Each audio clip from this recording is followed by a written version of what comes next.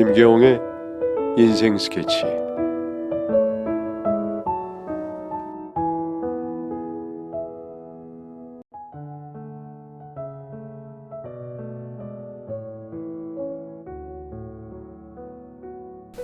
안녕하세요.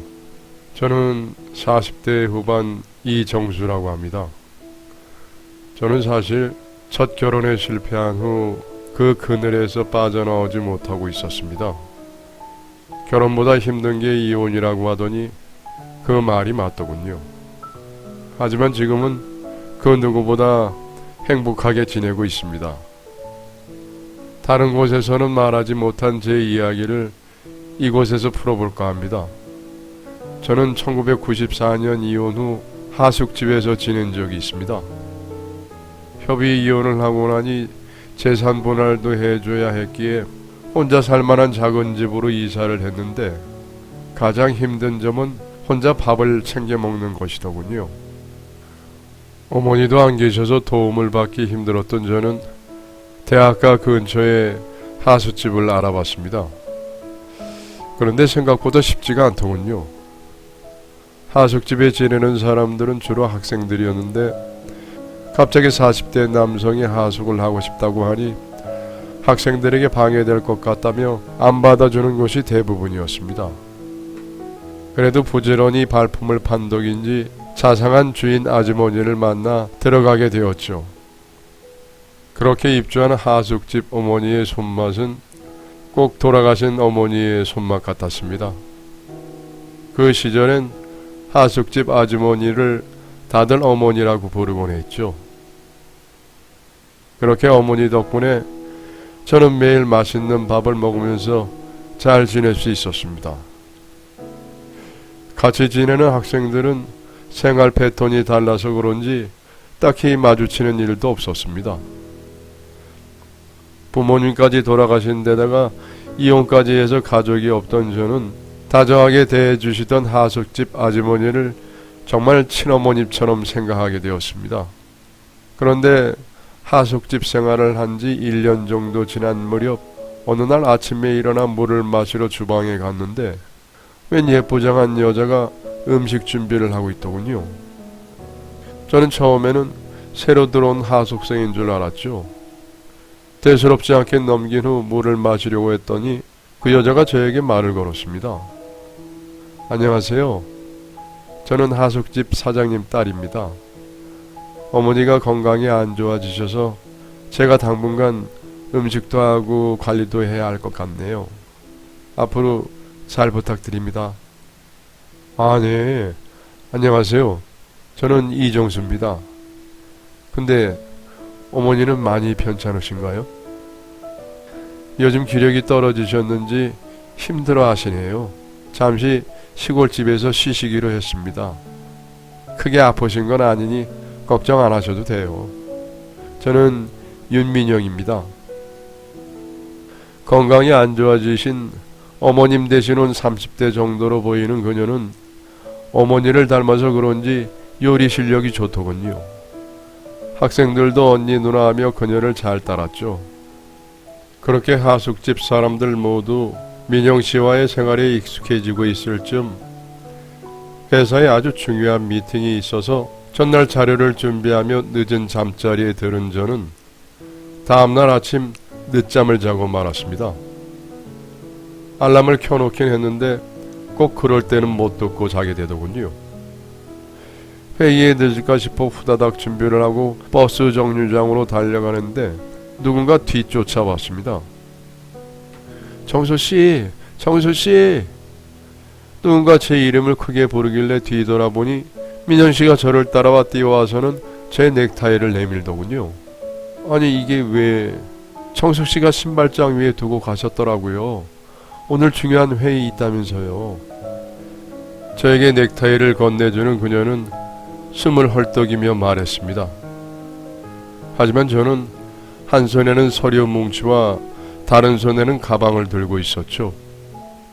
그 모습을 본 민영씨는 웃으면서 손수 넥타이를 메어주었습니다. 민영씨와 오가며 이야기를 나눈 적은 있었지만 그렇게 가까이에서 본 건 처음이었어요. 숨차하며 땀이 송골송골 맺힌 그녀의 얼굴이 아침 햇살에 빛나 보였습니다. 참 아름답다고 느껴지는 순간 심장이 미친 듯이 뛰더군요. 그 순간 제가 타는 버스가 왔고 저는 그녀에게 고맙다고 하고는 회사로 향했습니다. 그날 그녀 덕분인지 발표는 무사히 끝났고 이래저래 기분이 좋아진 저는 집으로 가는 길에 그녀에게 줄 손수건을 샀습니다. 그리고는 이걸 어떻게 주나 생각을 하며 도착을 했는데 마침 민영씨가 앞마당 나무 밑에 있는 의자에 앉아있더군요. 민영씨, 오늘 아침에 감사했습니다. 덕분에 발표 잘했어요.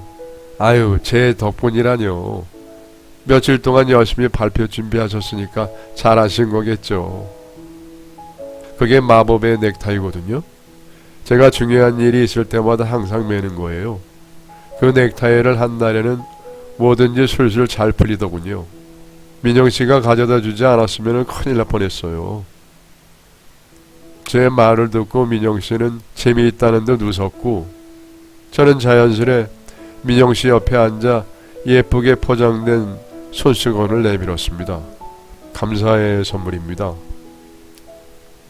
민영씨는 선물을 보더니 활짝 웃으며 고맙다고 하더군요. 그날 민영씨와 저는 이런저런 이야기를 나누게 되었습니다. 그런데 정수씨는 왜 아내랑 헤어지셨어요?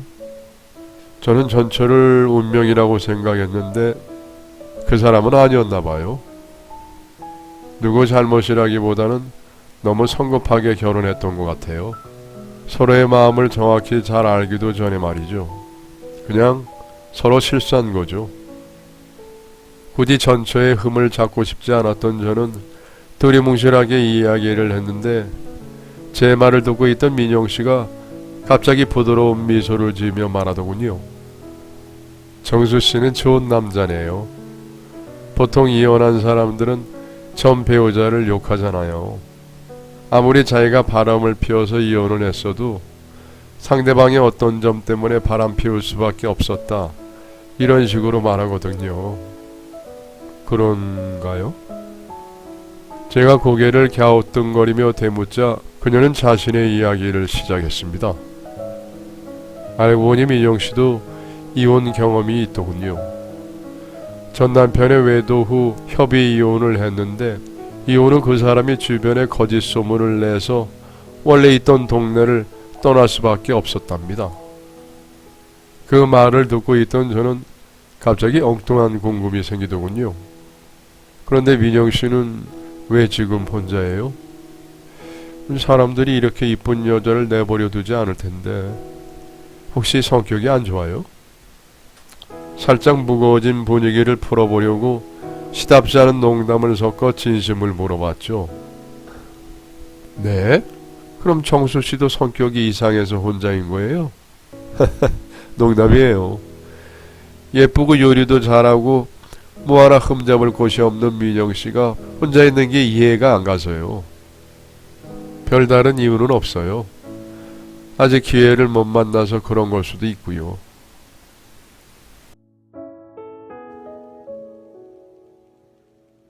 여러분의 사연을 기다리고 있습니다. 내용은 제한이 없고요. 구독과 좋아요는 저에게 큰 힘이 됩니다.